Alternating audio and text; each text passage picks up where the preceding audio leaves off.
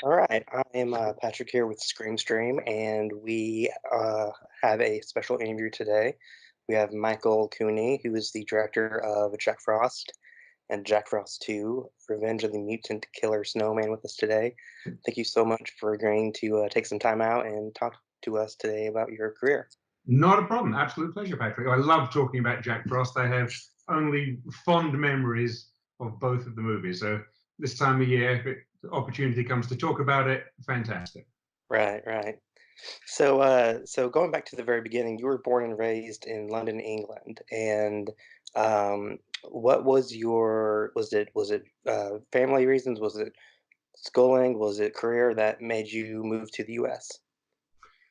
Well, that story. I come from a theatrical family. My mum and dad were both actors, and my dad is a very successful writer and producer and director of British theatre and all over the world. And I think my sort of act of rebellion when I was a kid is I wanted to be a geography teacher. And I didn't know, but apparently this was a huge disappointment to my mum and dad, who wanted me to be an actor or whatever they wanted for me.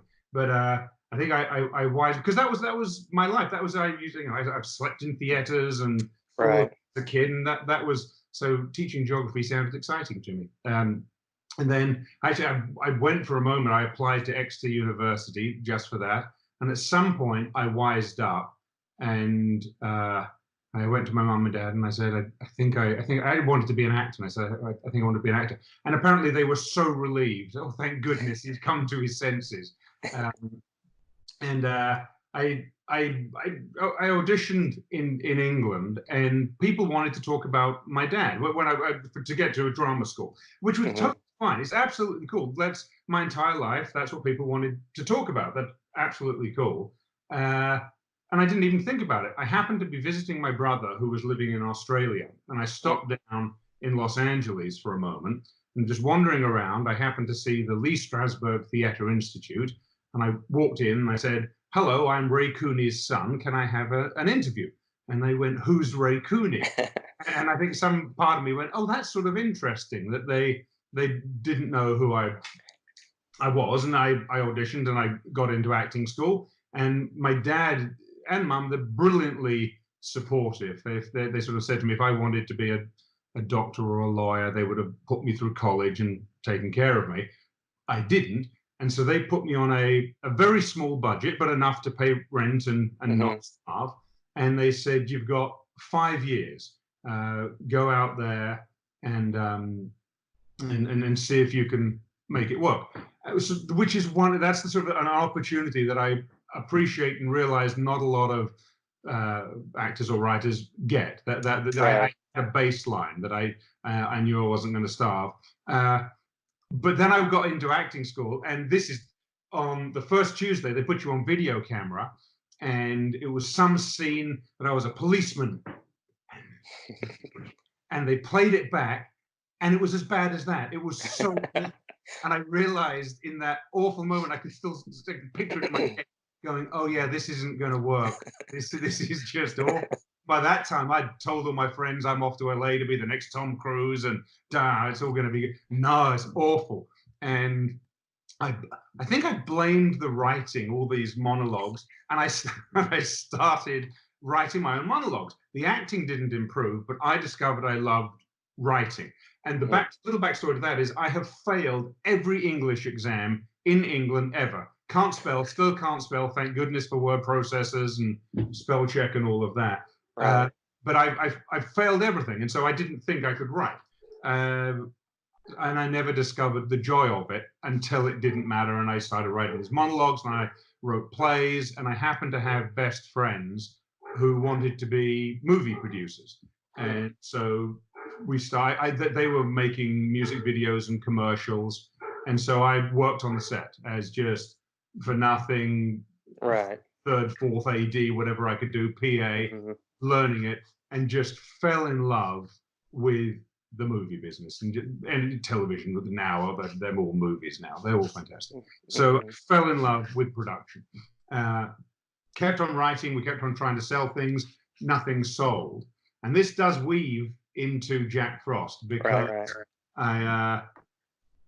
I I didn't know. I wrote. I was writing lots of things, and I wrote this.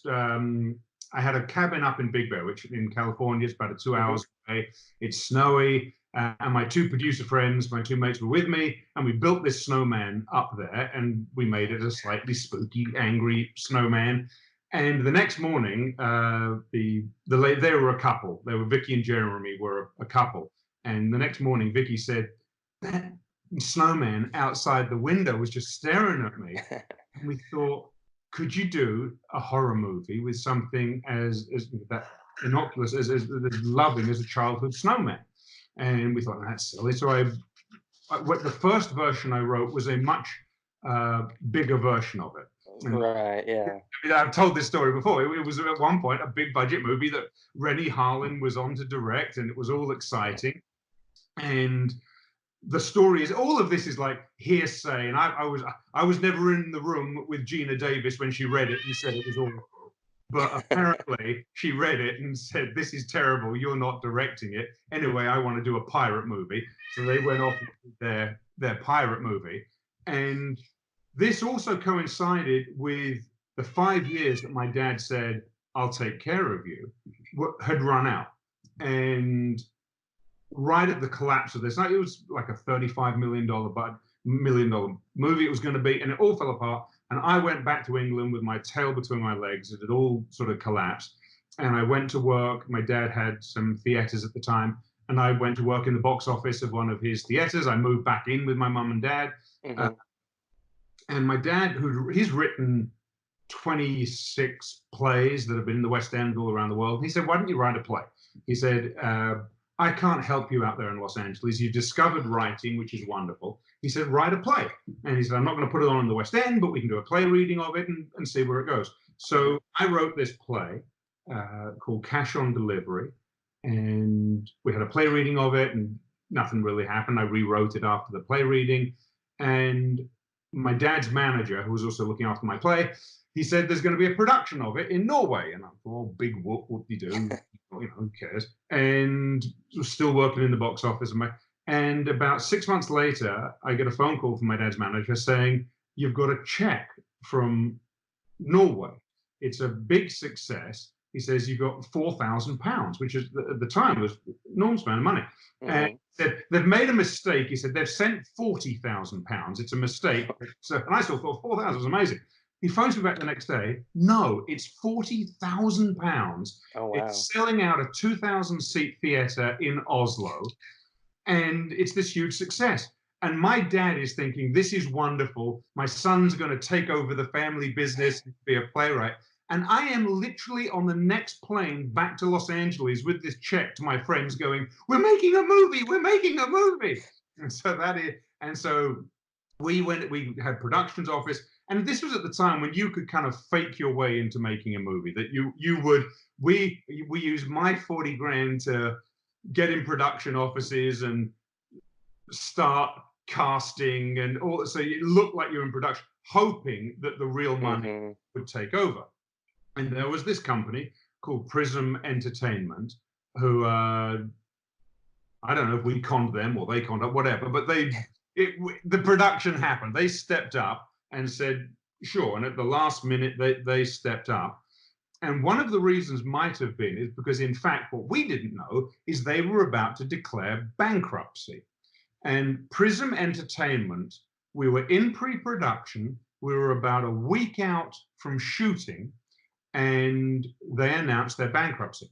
And there's a sort of an interesting personal story here, and I didn't know this until a few years ago, is that my wife is an actress.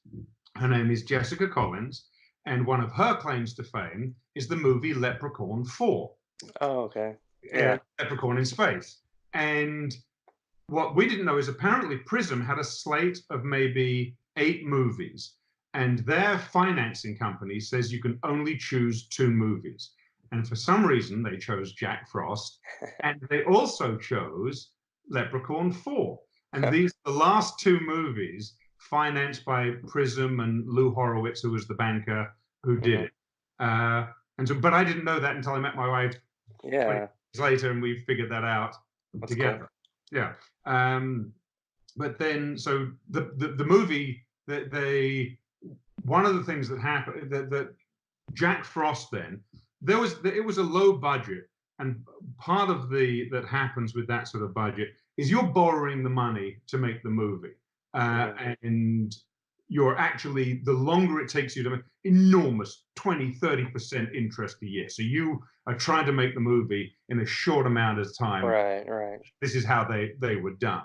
And so a lot of the stories of Jack Frost are how quickly we had to do it. We had time in pre-production because we sort of financed that ourselves, like I said. Right, And right. that is one of the greatest lessons that I've learned, is the importance of pre-production and being organized. So when everything goes wrong, you've got plans A, B, C, D already Yeah. to go, and we were able to do that. And that goes down to, all shout outs go to Jeremy Page and Vicky Slotnick, my two producing friends, who they'd done this before. They were veterans of music videos and this Mhm. commercials, infomercials, and so everything was brilliantly organized, so that when there was no snow, we had a backup plan. All of that. Right. Yeah, I think that sort of Awes brings, that's some of the where I came from story. Right, yeah, yeah. Yeah, so you touched on the fact that the, original script was very different, and I've heard that, through previous interviews that, you switched or you, changed the initial script to be a little bit more comical once you saw what the original, Jack Frost, um, Yeah, I bet it looked like and stuff. So, was it always gonna be a balance of horror and comedy, or was it gonna be more straight horror leaning? it was more horror thriller, and then it's not just the fact that we saw this snowman for reals, Mhm. is that what I know, the stories of the budget. Money went missing in the budget for the snowman, Mm, and we thought we were going to have multiple versions of Jack Frost, and we had one or two versions of Jack mm, Frost. And the thought was that what he was going to be able to do as the movie progressed, we would have more intense versions of not a snowman, but a snow beast, an ice beast that we would have. right, And then when we realized we weren't, we were going to have this immobile 8-foot snowman. We then, right. okay, we have to embrace this. This is what we've got. There's no time to build other snowmen. And that happened in the sort of the 3 weeks leading up to actually shooting, is that there was a, a warmer tone was put on Mhm, the movie, and the comedy came out of that. But it was a colder, darker tone piece, and the cinematographer Dean Lent helped us go, let's warm this all up. Let's make this. Let's give it a real kind of a family feel, but with the horror edge on it. mhm, right.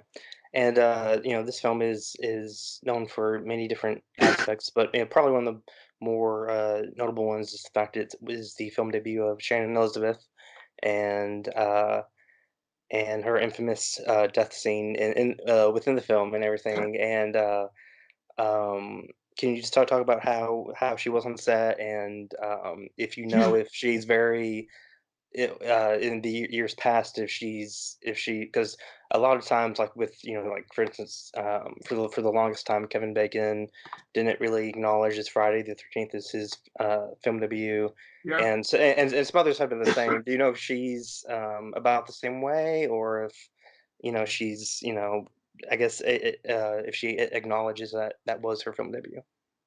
absolutely. She's fantastic. If anyone gets an opportunity to work with her, she was lovely on the set. She's absolutely terrific, and she was game for anything. Um, it was like in the audition. What I was able to do was sort of pair people up in the auditions, and then when Shannon, I forget who played Darren, put them together, and they had this lovely chemistry, and it was lovely to be able to cast them. And it's interesting you call it the death scene because, of course, it's known as the snowman rape scene. It was never Right. meant to be a snowman rape scene in the script. And there's again, I've talked about that, but this is making the best of what goes wrong. It was Right. one of the last things we shot. It might have been the last thing we shot with an actor. And it was actually the scene in the bathtub was the most involved sequence of anything. That any bathroom you shoot, you're going to have to build a bathroom because it's a small room. You're going to have flying walls and stuff. Yeah. This bathroom, because an 8-foot snowman comes up through the bottom of the bath, we had one set that was a real set that was the bathroom that we shot on. And another set was this amazing construction that was it was 12 feet in the air, the bathroom set. And there's a bathtub with a hole cut out of the bottom. And then underneath it, on a cherry picker gimbal thing that raises up, is the snowman with a stunt person inside, Shannon attached to him, and they're on a rocker, and the whole thing rises up and bangs back and forth. Mm. And the scene is meant to be him. She in the bathtub, freezes and smashes her against the wall and kills her by crushing her into the wall. Right. And I didn't push the crew a lot. We had some long hours. It wasn't crazy. This was a crazy day. This was going wrong. Trying to get this scene, gimbal rising up, actress strapped in, naked actress. She was fantastic, Hmm. covered with shaving cream to hide everything. Strapped. And lots of conversations about safety because they're up here and going back and Right. it's a tricky. It was a really difficult thing to shoot. And the first take rises up, goes back, and the carrot hits her in the eye. And so we bring it down, and we're running late, and the manager and again everything's on time, everything is costing money, and they're going Hmm. look at the time, and we have the medic comes in and does the eye, the whole thing, and I said just get rid of the carrot. We're doing it again, we're going again, and we shoot it, and it works beautifully. It looks fantastic. We're fantastic. Shannon's wonderful. End of it. In editing, in the first assembly, the editor looks at me and goes, well, "You know what it looks like." So we embraced it. And look, the truth of it is, this was 25 years ago. I wouldn't do it now. I wouldn't go out and do a snowman rape scene. We have evolved. It's different. I've evolved. Um, Right. to me, it was funny at the time. If you took, okay, that's what it looks like. Let's embrace it. Hmm. If I could George Lucas it and do different versions of it, I would CG the damn carrot back in and maybe even poke her in the eye with a carrot, and then that would be good. But that's the story of that. And look, I haven't spoken to Shannon. I do not know. The only thing that I can Right. tell you is when 13 Ghosts were coming out, and because something happened in the order of Jack Frost and 13 Ghosts, or there was a re-release or something, is we got a phone call from her manager. Not so I don't know if she had anything to do with it. It might have just been the manager protecting, Right. and he said, do not mention Shannon Elizabeth, 13 Ghosts, and Jack Frost. Well, okay, no one listens to us anyway. It doesn't matter. It speaks when she's in the movie. I can't take her out of the movie. Sorry if you're disappointed she's in the movie. Right. But that's the manager. And again, I didn't speak to the manager, so it's all hearsay. This is producers speaking to the manager. So, but that's what I heard is the man, which I understand. You've got a young talent. 13 Ghosts was fantastic, big Hmm. budget movie. You're trying, and there's this silly killer snowman movie. I get it. Please don't mention she's in it. I, Right. I can't take my name off it, so there you go. And then, yeah, so you mentioned the fact that you had different versions, and I believe I read somewhere that originally you wanted the more beast-like version to have like fangs and stuff. Was the version like on the VHS release that was that more, I guess, dynamic looking version of it? Was that kind of what you originally wanted? No, that fantastic lenticular. Hmm. The only reason we are talking about this movie 25 years later is that cover, and I know that this is so the further. So if we go back to the part of the story, which is Prism going bankrupt, Right. and the financier Lou Horowitz, who was a very famous financier back in the day of these low budget movies, chose two movies: Jack Frost, Leprechaun 4, and again, apparently I wasn't there. When he saw Jack Frost after it was finished and handed in, he what the fuck is this? He did not understand it, which I get it. You know, you can love Jack Frost for what it is, or go, this is terrible. And he Right. looked and went, what the hell am I meant to do with this?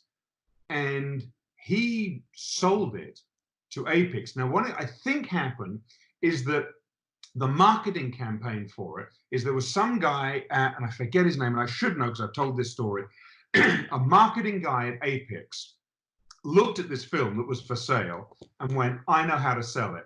And he came up with the idea of that amazing lenticular design. Right. I've got the big version back there. I Oh, don't know if cool. I can show it to you. Sure. Yeah. I'll do it. Let me finish the story and I'll show you some stuff. Yeah. Yeah. Yeah. He came up with this idea and said to Apix, buy it, I can sell it. And Apix bought this movie. Now, the budget of the movie is anywhere between 500,000 and 1 million, depending on what you count as the budget. About $500,000 is what it costs to buy the money and pay the producers and borrow the money and pay the money, what you actually get to make a movie. Whatever. They bought it for $50,000 outright, all rights, Apix. I don't know how much money Apix made. They're now bankrupt. We tried to get money from them because they haven't paid the actors. This was non-guild for me, but it was SAG, and it's such a shame. SAG has tried to get money, but apparently it's dead end after dead end Hmm. of receivership and selling companies and whatever. Right. But they bought it for $50,000. Kudos to them. And they came up with this marketing campaign, and it was in every blockbuster and at the time I think there was like 8,000, 10,000 blockbusters, and each of them had between 10 and 50 copies of the movie with that amazing lenticular that you would Yeah. walk by, and it got attention. And that's why people rented it, and then some portion of the people who watched it loved it for what it is, and now people talk about it. It's funny because I've made other movies, and this is the one that people love and want to chat about, which is fantastic. Right. And then a couple years later, you made a sequel, Yep. and Revenge of the Mutant Killer Snowman with Christopher, coming back for Yes. his main character from the first one and stuff, and Scott McDonald. Um, uh, I've read in the past you've mentioned how it's a little bit more sillier than the first one and stuff, which that's an opinion, but I think a really cool aspect of it, and I don't know if this was intentional or not, but um, the fact that it kind of it's almost like a Christmas in July type of a vibe with them going on a tropical vacation Yep. and everything, and so I don't, was that intentional to kind of play Yeah, on the whole Christmas in July that angle? too is yeah. That we I think what happens in the time in between, and we got there was it. I don't know if it's a cult movie, but people talk about B movie. It's a B movie that has some success. Right. That you got to see what the people. So now you've shaped. There's the people who don't like Jack Frost, and the people who do. And I tried to make Jack Frost 2 for the people who do like it. Okay, this is if you want some silly blood and death and gore and jokes and one-liner, that's So there was much more of a sort of a narrow approach to it. Mhm. That sort of family warm feel of the first one. Um, it is much more aware of itself in the second one. And so yeah, it was. So the first joke is let's set it in the middle of summer on a tropical island, Right, right. play off that. I just recently rewatched the second one, and some of the deaths are great fun. I'd forgotten Yeah. the anvil that crushes the girl and all that. That was actually something I'd wanted to do in the first one, but Mm. wasn't able to do. Um, so yeah, so the second one, that was great fun to make. Have you yourself have you gone to or any or many horror conventions and Never. seen any? You haven't? I haven't done that. I'm not a terribly good self promoter. I'm not. That's and so I haven't. The only thing that happened was I think 2 years ago now. The what was it? Vinegar Syndrome. Oh, Is it? right. Yeah, yeah, yeah, Yeah. yeah. Uh-huh. I did a showing at the Egyptian, and I happened to have the only existing 35 mil print of the film. Oh, wow. front room. I happened to Right. have it, and they were there was a Blu-ray release of it, and Right. they were doing this Blu-ray release, and I said, well, I happen to have this, and so they screened and it looked beautiful. Mhm. Dean Lent, the cinematographer, who's done other wonderful things, gosh, it looked beautiful. When you saw it projected, how Dean actually wanted it, gosh, it Yeah. looked good. And I thought, okay, I don't know how many people are going to show up. The place was packed. It was full, and just everyone was obviously knew what they were seeing. They'd all seen it before. No one was showing up to see it who hadn't seen it, and it was overwhelming the amount of love and laughter in that showing. In that, it was really lovely. And then afterwards, they said, "Well, I signed some things," and there was a line of people to sign things. It was, it was quite humbling. It was very lovely that to see Right. who enjoy this silly movie. Um, but it was lovely to see it, big screen, beautiful Yeah. color, great sound. It held up on the big screen. I was at a convention a couple months ago, and I was just browsing with a coworker of mine, and there was this booth of this guy that made his own like masks and stuff, and he had a Jack Frost head for sale, I and might he have had some of those. I yeah, always I love searching online if there's any. yeah, I've got some props that I actually found mm, uh, online after the event online. That the but no, that I've got one of those masks yeah, that's in the front as well. I've also got this guy who's sitting here looking at me. He's kind of fun. This was made. This is oh Spike yeah, from the second one, and this was made for me by the special effects guys. He's solid. This guy, hmm, he's not a foam one. He's not one of the real things, which is why he survived. We blew up. We trashed most of the little snowball right, in the second movie. right. Well, I have only about two more questions for you, and then I'll let you go. But so you've talked an off and on a couple years about potentially doing a third Jack Frost film. Is that something that's a very feasible option? You've talked about doing potential crowdfunding for it. Is that something you're actively looking to do, or is it kind of just like a pipeline dream? Or It's this goes back to what I just said, as I'm not a very good self promoter. I think that if I had a different gene, one of the genes I didn't get from my dad is hmm, my dad would have made Jack Frost 3, 4, 5. So he would have gone out and done that. I don't have that. I'm not an introvert, but I'm very much get on with the next little project, hmm, um, and I've been very fortunate that some things have fallen into my lap but I would, if the opportunity to make Jack Frost 3 came up, I would adore it.